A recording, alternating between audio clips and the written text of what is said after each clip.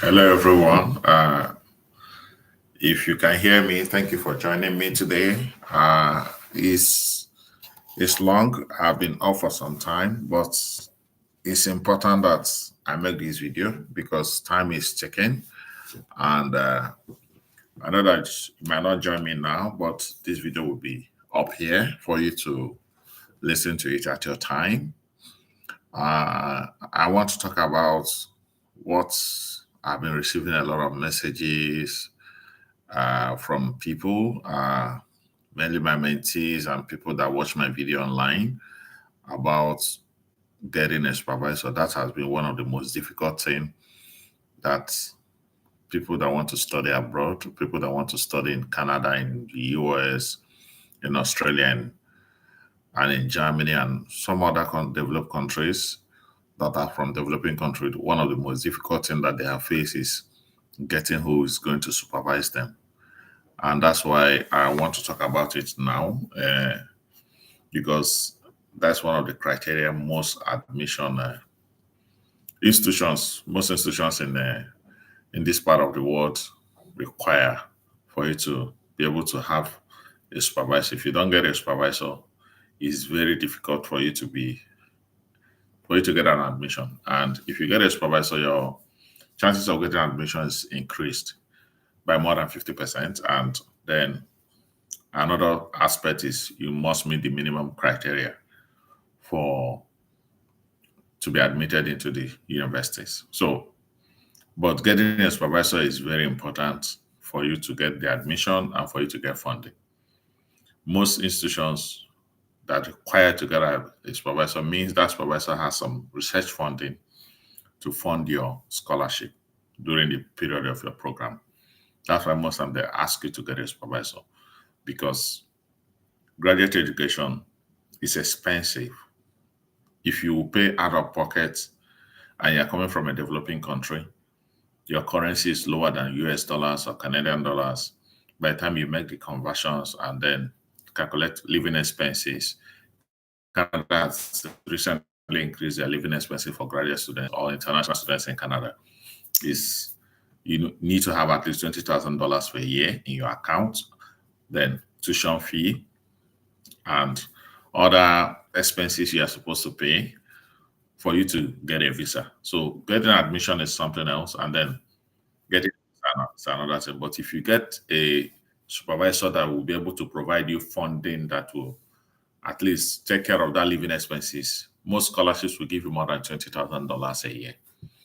At least you now have maybe some other little ones to go with in terms of tuition, and some of them will even cover your tuition. It will not remember maybe something like your flight ticket to come in to Canada and pay little things. But when you come in, you still have opportunity to work for up to 20 hours a week. Recently, government talked about 20 hours a week, which they are yet to implement fully.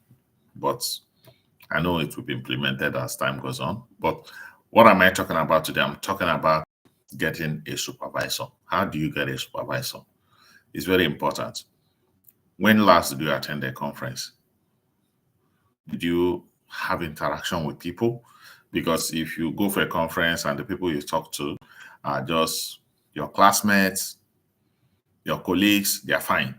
But opportunity to talk to a professor that attended the conference, that's a good platform for busy professors to network with younger professionals to actually have interaction. They also want to check how you interact, how you're able to network, how you're able to talk to them on a lot of issues. So if you are able to talk to a supervisor, a potential supervisor, you go to a conference, you listen to people's presentations, someone do something that you're interested in, present something that you're interested in, or area of research of an individual. You check the person up online, you try to have an interaction after the presentation, you try to have a dialogue, exchange contacts, and you go back home. Sometimes people do that. They collect a lot of contacts from conferences. When they go back home, no more interaction, no more follow-up on their contacts, no more networking.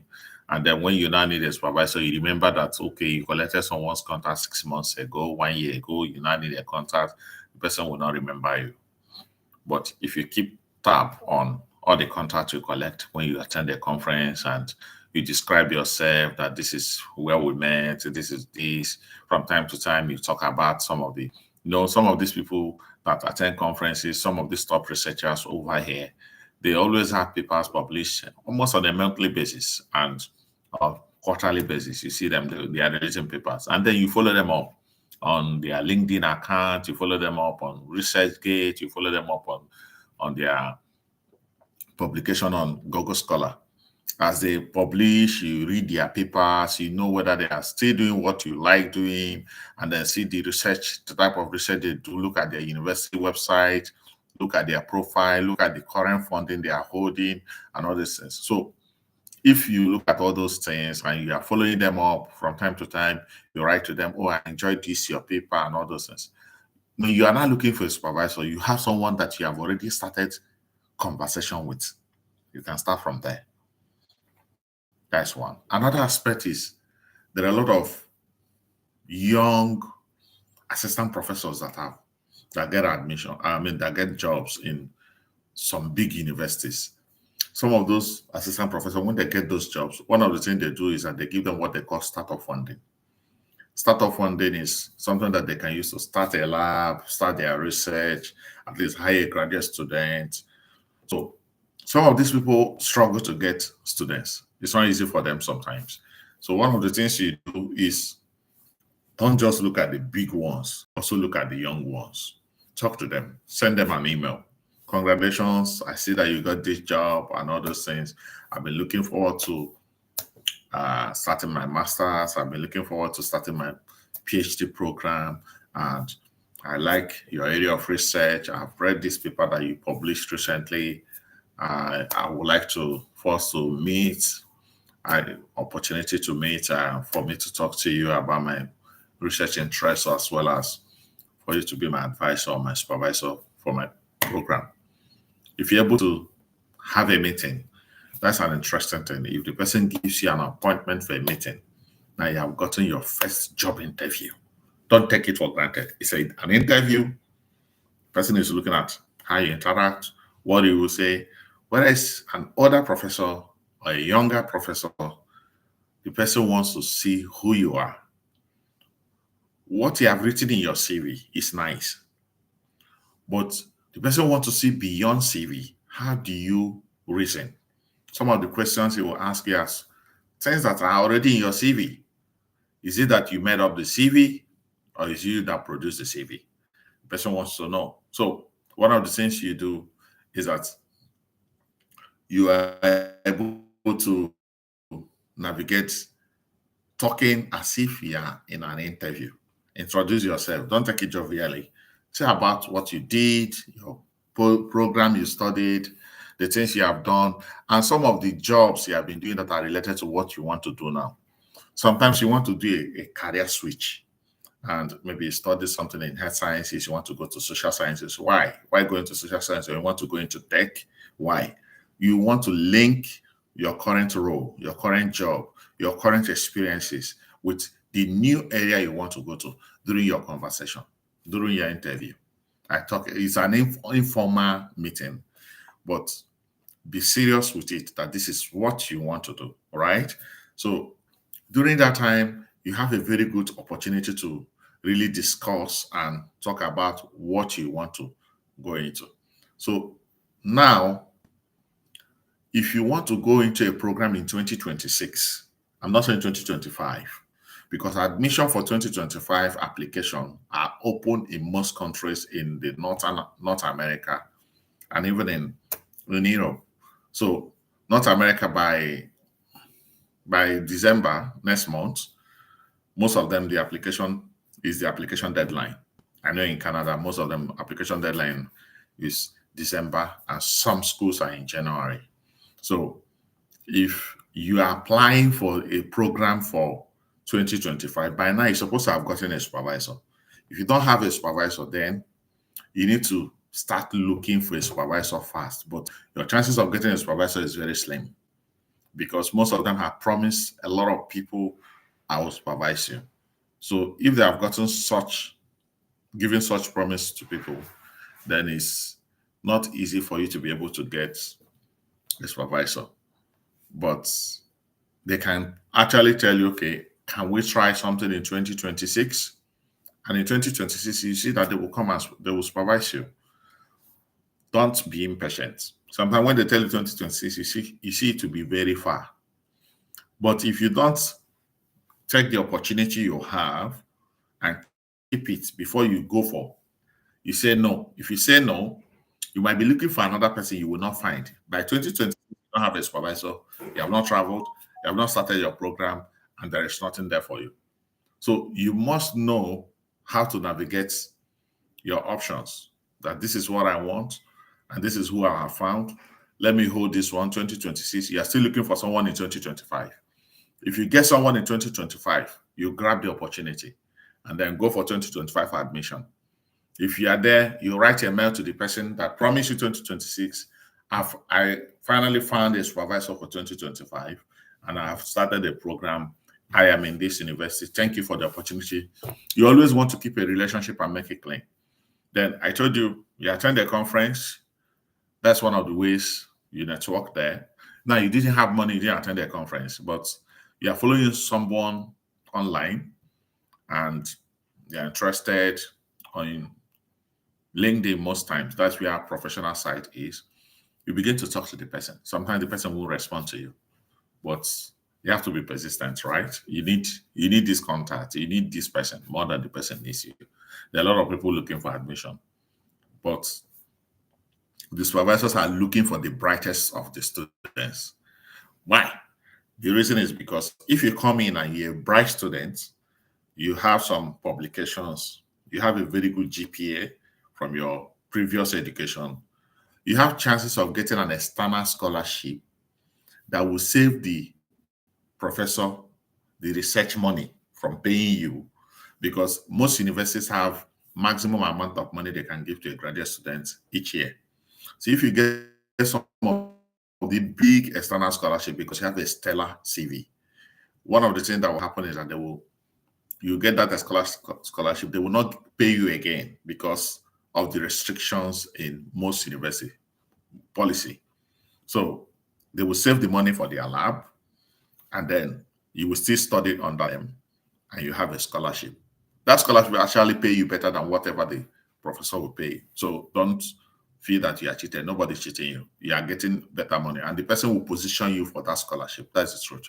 The person will write a reference letter for you and all those. So, but one of the things that people do is that when they are writing, they are approaching a supervisor, they approach with the entitlement mentality. Don't feel entitled, and also don't go with inferiority complex, right? Don't feel inferior. Come with assertiveness and also come with respect when you are writing your letter.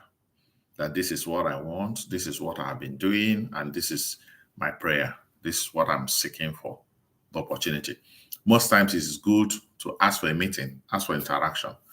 Sometimes you can't express yourself well, very well in writing, but you can talk better. So it's good you have that interaction. If you have that interaction and you're able to talk better with the person, you'll be able to actually have that steam and have that interaction that will stimulate the person's, okay, can I see your CV? Can I see your transcript? Can I see this? And hopefully you get a supervisor. Another way you find a supervisor is go to the university website. If you go to every university website, go to the department you are looking for, see potential graduate supervisors. They always listed there. So if you go there, you will see people, see their profile, see what they are doing, see their area of research. Their email addresses are there, or there will be a send a mail to this person. You see a box that you use to send an email. Sometimes people don't respond to that type of box email. Sometimes you are lucky, you get a response.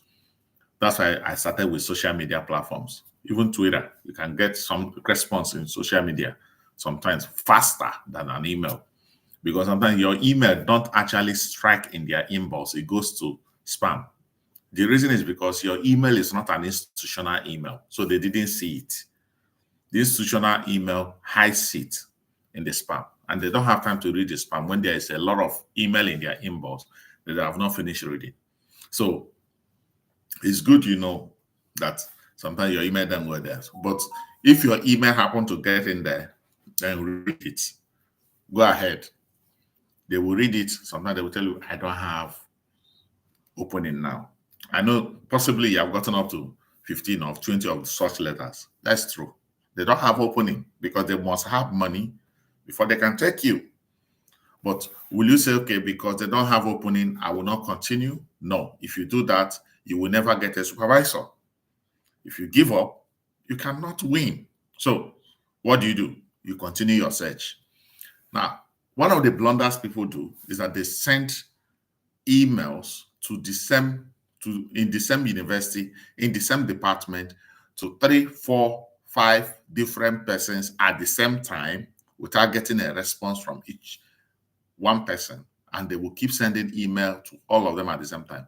Do you know that they discuss together during admission? Do you know that they have meeting together? And this person will say, this person sent me email. And this person will say, this person sent me. The same student sending mail to 7 persons. Conflict of interest. You want them to fight over you? No. So what do? Send mail to one person in each department. Don't do in the university. If you get a response from that person, there is no opening, you can send to the next person. So take it one after the other. Don't create a conflict of interest for yourself. You can send mail to different people in different universities at the same time, but not in the same university. So you could actually get admission in those different universities at the same time. You make a choice. Don't limit yourself to one place.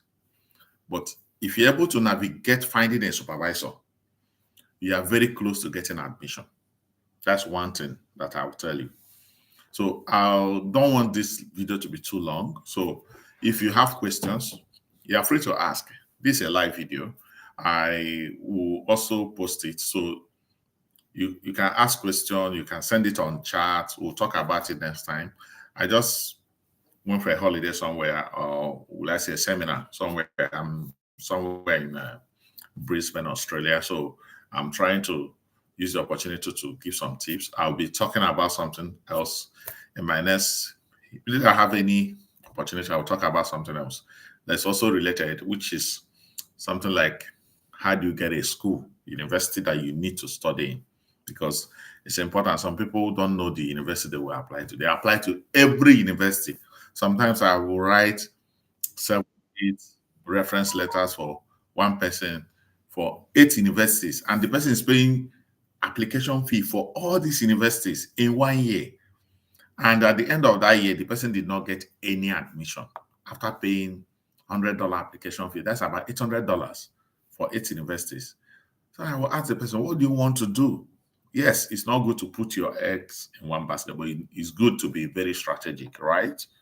It's also good to know what you want, and don't just throw it everywhere, and then none of them is good. So on a final note, one of the things you need to do is to check your letters. How do you write your mail? Is there grammar errors in your mail? You can actually irritate some people. They will not respond to you, right? So if your mail is not clean or free from wrong grammar, and then it's not a AI generated email that you never looked at, you never checked, you never customized to the person you are writing it to. It's generic. The email you send to A is the email you send to B, is the same email you send to C. And the error that is in A is in B and in C. You will not get a response. And sometimes when you get a response, the response is that I don't have opening. It's not because there is no opening, but it's because the same mistakes. So check all these things. It will help you to get a good supervisor. And I know by this time next year, some of you will enjoy this video. Thank you.